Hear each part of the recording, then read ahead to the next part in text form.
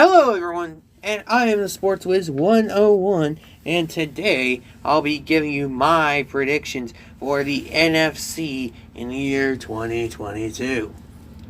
So I'll be going through each division one by one and telling you what I think of each team and who I think makes the playoffs. So I'll start with the division that I think will have the top seed in the NFC. And that will be the Los Angeles Rams. That is the NFC West. And look, the Rams are in the same boat as the Bengals, where they are a Super Bowl team. They're a team that made the Super Bowl last year. And I'd more easily make the argument that they got better over the offseason. I mean, sure, they lost Von Miller after he signed with Buffalo. But I don't think they're going to get much worse, especially after acquiring Allen Robinson to boost up the receiving core. So yeah, Rams take the top seed in the NFC. Following them second place in the West will be the San Francisco 49ers. I believe I mentioned it last year that the 49ers always seem to be either really, really good or really, really injured. And I'm never going to pick them to be really, really injured. The interesting thing about the 49ers this year, though, is their quarterback. It's going to be Trey Lance.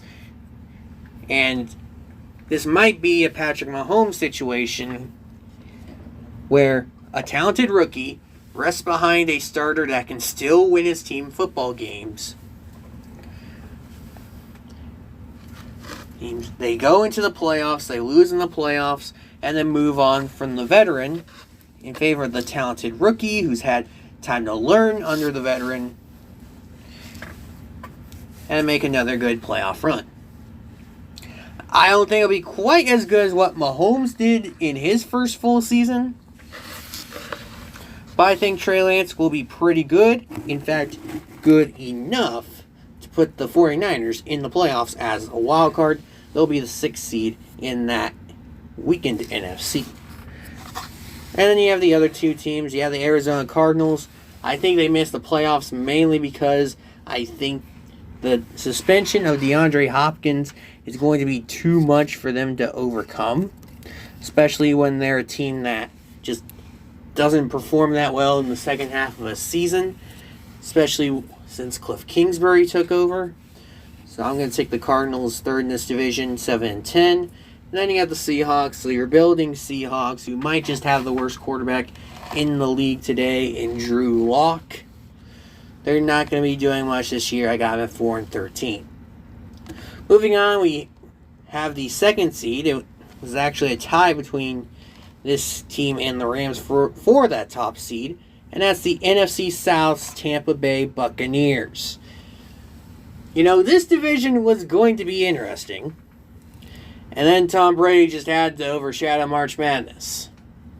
All kidding aside, though, this is a division that is Tampa Bay's to lose.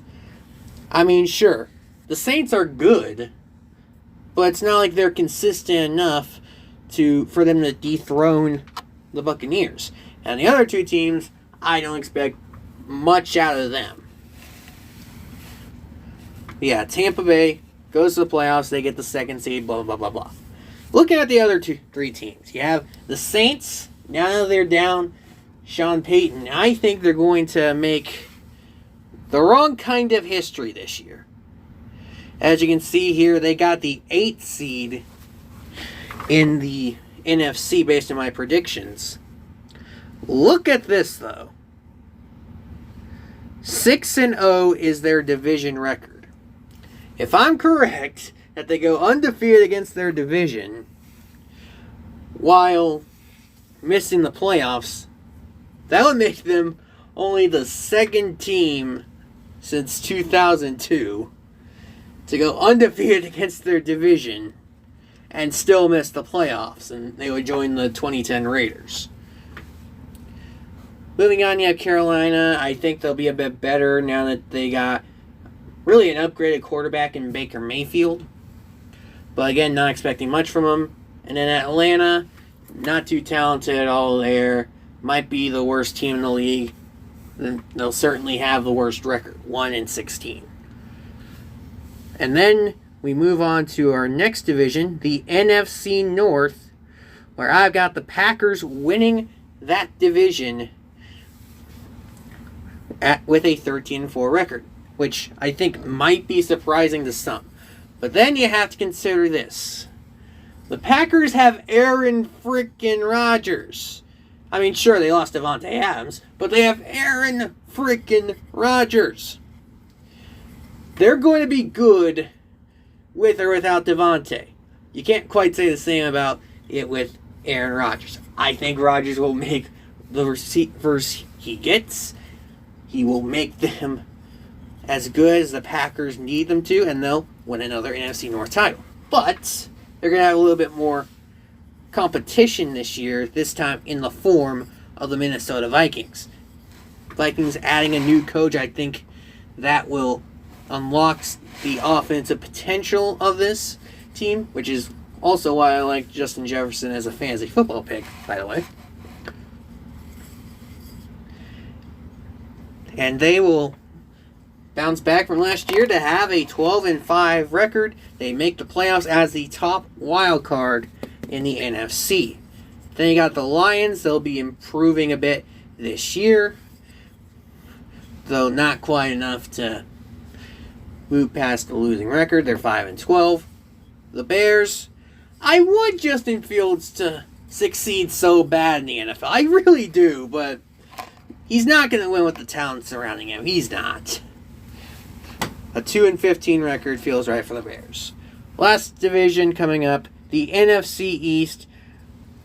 Might surprise some people. I got the Cowboys still winning the East. But as you can see, a lot of competition here for the East between them and the Eagles.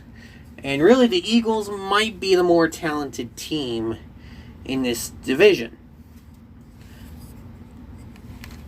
But I'm not sure they'll be able to quite put that talent together enough to overshadow the fact that far and away the best quarterback in this league, or in this division I should say, plays for the Dallas Cowboys. That would be Dak Prescott. Now if Dak goes down to an injury, then you gotta think the Eagles are the clear favorites then. But while Dak is still playing for the Cowboys, he will not let the Eagles win this division. Dallas wins the East. They take the 4 seed. Meanwhile, you have the Eagles. They take the last wild card spot. And it's a similar story to how last year ended for the Eagles.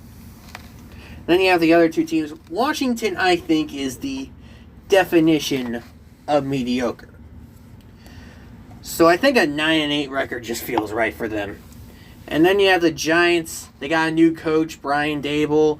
Heard a lot of hype around this hiring of Daboll, but I'm just not feeling it. I don't think the Giants are going to be that much better.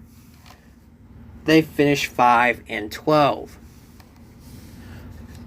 But anyways, there you are, my NFC predictions for this coming season.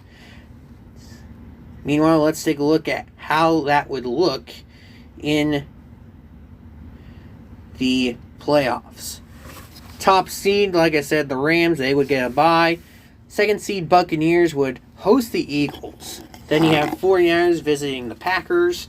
Vikings will visit the Cowboys. And that's how you would round up the NFC in the wild card round. But anyways, there you have it. My picks for the NFC in 2022 are in. And if you like this, please like and subscribe. I'll be giving you a playoff predictions based off of these projections next week. But that said, I've been the Sports Wiz 101, and I will see you all later.